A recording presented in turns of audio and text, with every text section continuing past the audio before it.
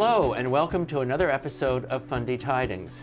I'm your host, Jay Remer, and with me today are Rebecca Allen and Kelly Harrell, both from We've Got Your Back. This We've Got Your Back is such an exciting program, and when I found out about it through your board president, I immediately said, we've got to do a television interview. So thank you for agreeing to come on the show today. And so tell me about this amazing organization. We provide backpacks on the weekend to food insecure children in Charlotte County. So presently we're in 9 of the schools. So it was born out of an idea that many of our kids in the area go to school and partake in food school programs. So they're food insecure 24/7. They go to school, they may have breakfast programs, lunch programs, but when the weekend comes, there is a lack of food at home.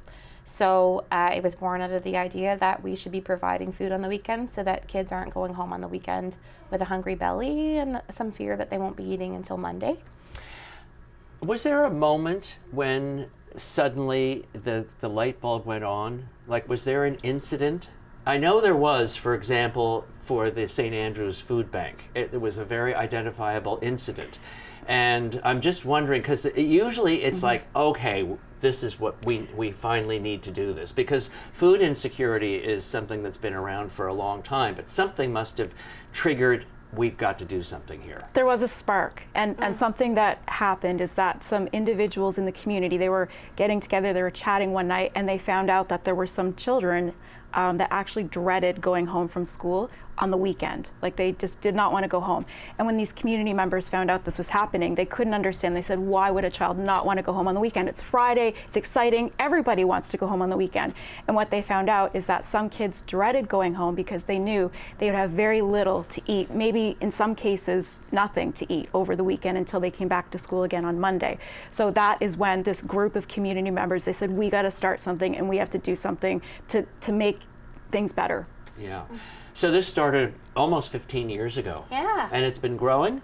You're right, we've grown a lot, actually. In fact, just a year and a half ago, we had 60 children enrolled in our program over 5 schools. And now currently we have 100 students over 9 schools that are enrolled. We know that the food security needs across the province really have increased significantly. But in particular, yeah, like Charlotte County is no different. We're feeling it as well.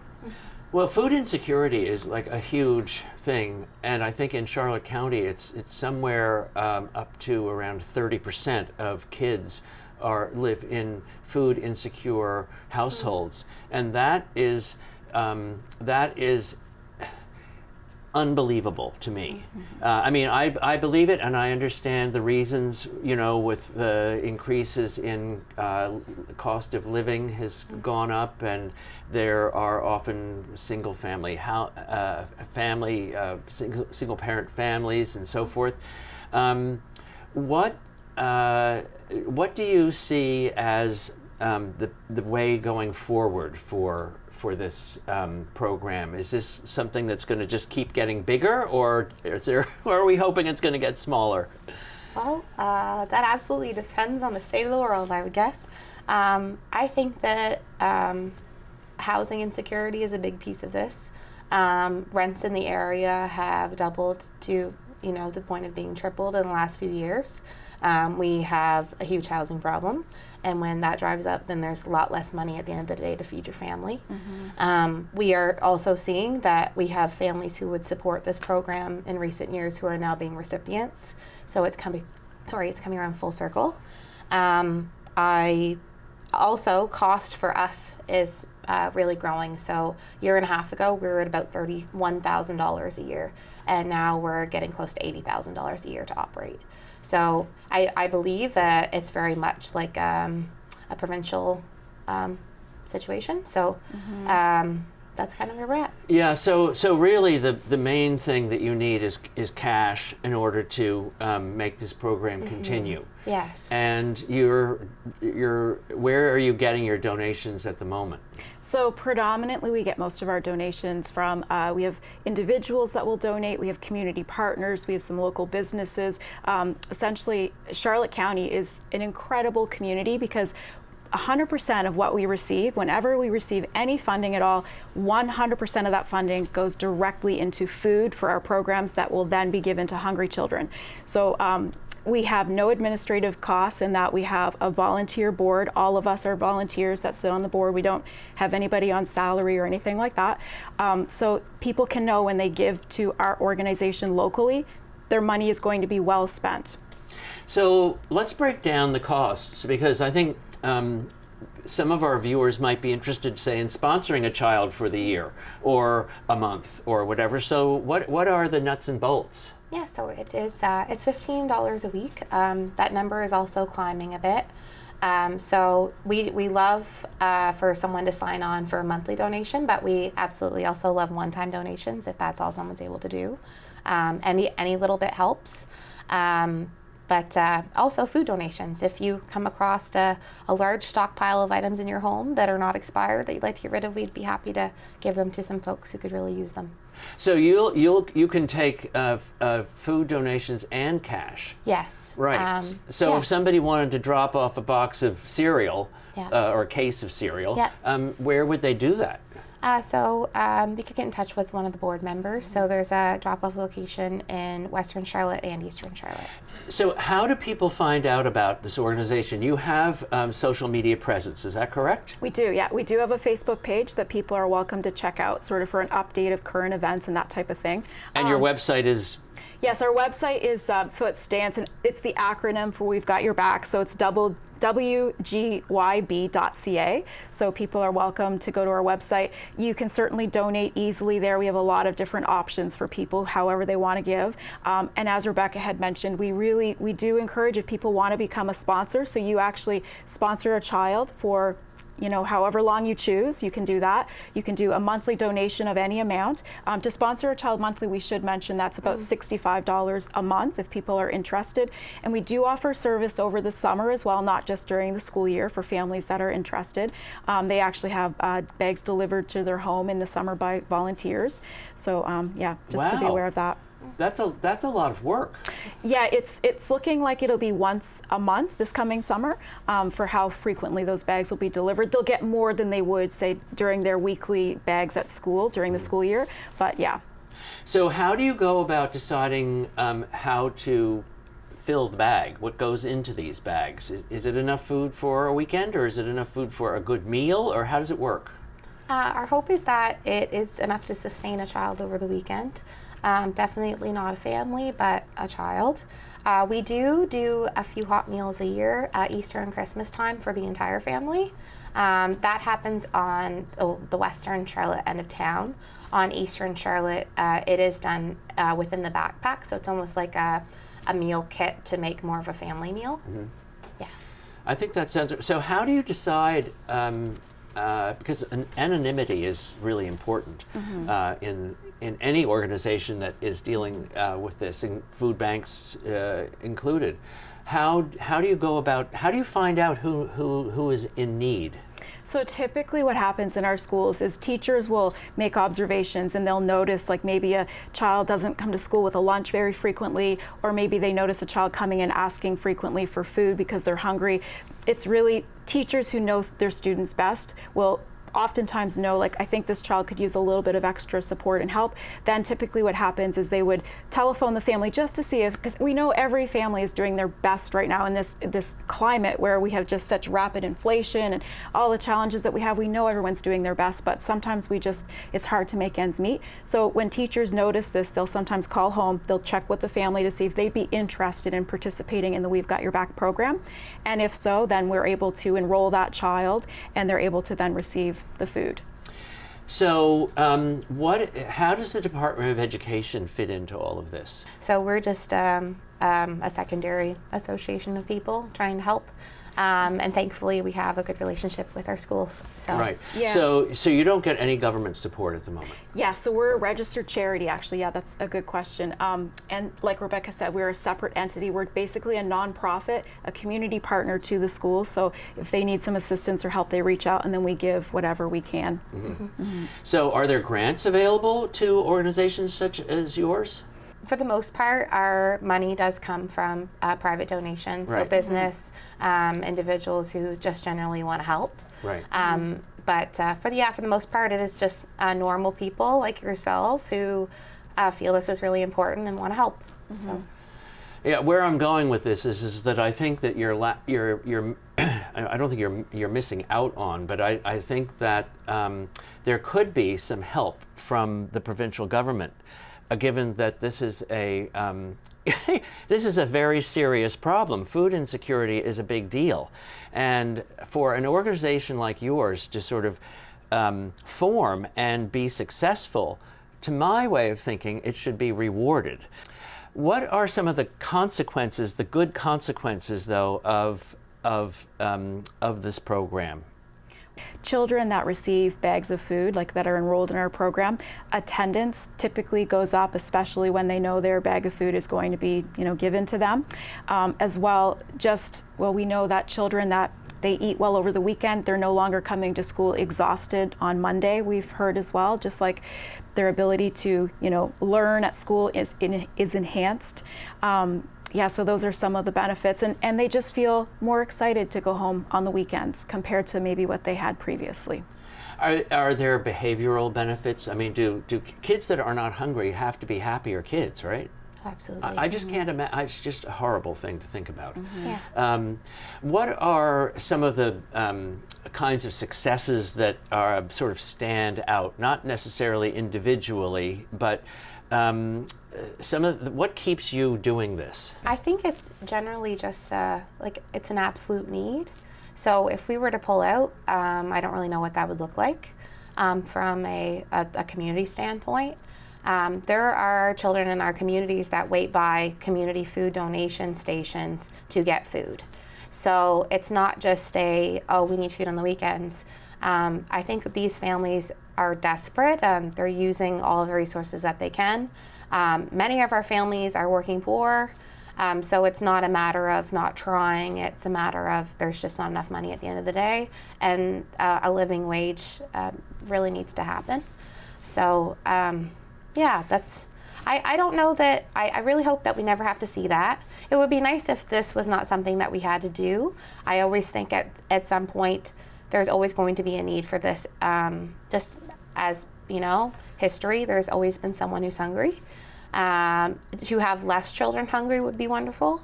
But right now we just really need donations. Yeah. So And what about volunteers? Where does your volunteer base come from, and how? Like, if I wanted to volunteer with you, how would I do that?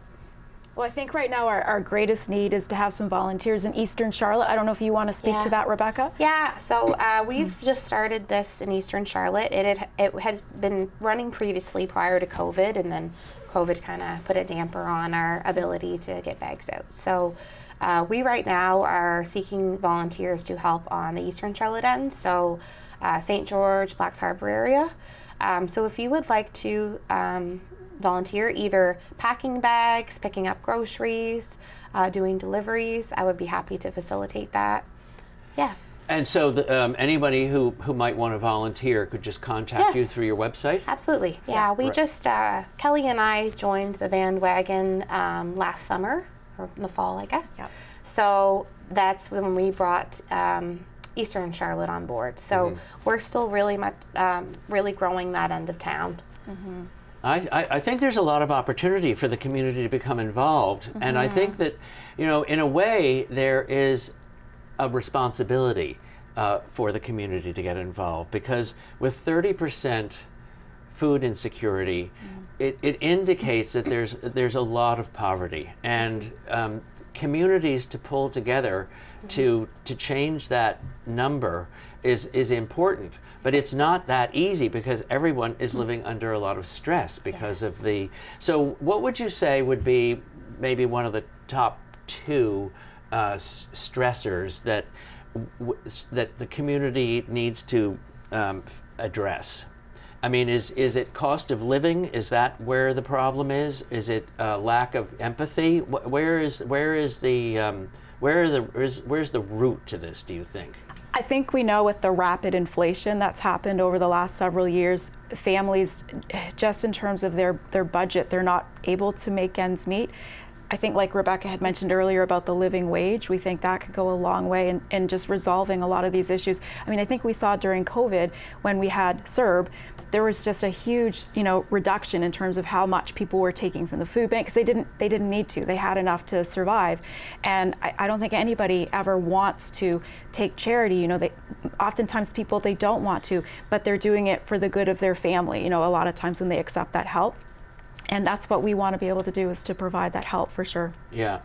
I remember we were talking about this before the show. The first time that I was exposed to your organization was at a school in in Charlotte. And I was there for a meeting having nothing to do with this particular organization. And I looked, and it was in an elementary school in little miniature furniture, and and I remember being distracted by racks of little clothes, like little coats and all of that kind of stuff. And I quizzed somebody. I said, "What is that all about?" And they said, "Well, these are the clothes that we send home with the kids on the weekends so that they can have, clothes to wear." And I thought, this is really an amazing situation. Mm-hmm. And so I think, and that was quite some time ago. So I'm very encouraged that the volunteers have still been able to keep this going. Mm-hmm. And so the real problem is raising funds, mm-hmm. right? Mm-hmm. And so the best thing to do is to go to your website and donate through there. Has access to sources of food improved at all? Like you say, you have volunteers that are looking for sales all the time. Mm-hmm. We need to figure out a way to get people to get engaged here. Mm-hmm. I think what we would really love, it'd be wonderful, of course, if we could see an increase in terms of living wage for individuals. That would be ideal. But in the meantime, we are here because we want to try to help as much as we can, because we know that's not currently the case. So what we would love is if we could see an increase in our sponsorship for children, that would be so fabulous. Just an increase in donations that way. And one thing that we both wanted to mention to you was we have a couple of new and exciting partnerships on the horizon, and just thought we would share a little bit about those, if Absolutely, that works. Okay, for sure. So we have Kingsbrae. They have graciously agreed to engage with us and help to promote We've Got Your Back. And one thing that's going to be happening this summer, just so everybody is aware of it, is they have offered to anybody who is coming in as a customer to Kingsbrae, they can donate $1. Which would go completely to We've Got Your Back. And in addition to, of course, the additional funds will be fabulous, but the other thing that is so great about this partnership is just the public awareness. There are some people still that we talk to that aren't aware that We've Got Your Back exists. And oftentimes when we share the information, they say, "I can't believe this has been in my own backyard, and I didn't even know it is a program or, an organization." Well, that's what we're doing. Yes. That's why we're here. Yes. Because I didn't know the name of it until your board president said, well, I'm working at We've Got Your Back now. And I thought, well, what's that? And so if I don't know about these things, mm-hmm. I figure that a lot of people don't, which is why mm-hmm. we're here. Mm-hmm. And so I think that's fantastic that Kingsbrae Garden is coming on. Mm-hmm. They're a very compassionate based organization. Mm-hmm. The whole inception of that garden was based in compassion. Mm-hmm. And it's nice to see it filtering out into the community in so many other ways. Mm-hmm. I should mention too, another wonderful partnership, just a very recent one that has developed, is with the St. Croix Vocational Center. So they are just fabulous, and right now they are helping so much with food transportation. So whether it's to grocery stores in some areas or to schools in others, they are just a fabulous organization that's helping us a lot right now as well. Just recently started. Are you looking for more corporate sponsors? Oh, yes, absolutely. Always. Yeah. Yes, Okay. Always. Right. Yeah, 100%. Yeah. And we do give receipts back. Yes. So yes. we're a charitable organization. So you can use them for your taxes. Yeah, well, that's great because it's not always the case. Mm-hmm. To have a ability. Yeah. So I think that's fantastic. And you run this through the summer, so that means you need to have more volunteers in the summertime to do the deliveries and all that. I mean, deliveries is a big deal. Yeah, I mean, certainly, yeah, anybody that is interested in volunteering, absolutely have them go right to our website, reach out, and we will make good use of their efforts if they are willing to be part of us. Well, you know, I think this is an ideal situation for the community to become involved because it doesn't cost that much money. And, you know, if you gave $15 a week, that would take care of a child, you know, and a lot of people, that's like 3 cups of coffee. So it's not an out of reach ask, and I think that finding out more about it is good. So do you have any plans to put up posters or marketing of any kind to get the word out? Well, you know what, in fact, partly why we're here right now today is because we have recognized the need for just an increase with our the money that's coming in, because unfortunately right now the money that's coming in is significantly less than the money that's going out, and we just know that to be sustainable, we absolutely need to increase our fundraising, as well as just looking for, you know, additional people willing to support us and that kind of thing. And thank you for having us here today, because that's very much what we're hoping will happen from this interview. Well, I think that this is something that will interest a lot of people, because a lot of people are not aware of just how serious this is, and I think the thing is the consequences. So could you talk a little bit to the consequences of not having your program? Like, what are the consequences of what would happen to these kids? Well, we know that the kids that we serve, they likely wouldn't have it. They wouldn't have enough to eat on weekends, and we know that with going hungry, if that happens like consistently over a long period of time, I know new terminology now that talks to, actually it's a form of trauma that can happen for children, and so that's something we very much want to prevent. But also, just when you look at the growth and development that happens, you know, from a young child, like with brain development and all that kind of a thing, like having nutritious food to eat is so important. So we certainly want to contribute to that.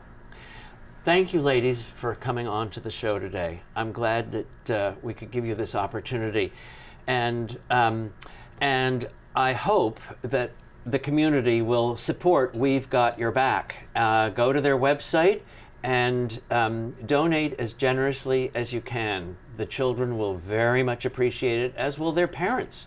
So at any rate, thank you for watching the show today. Thank you for all coming on the show today. And I look forward to seeing you at another episode of Fundy Tidings.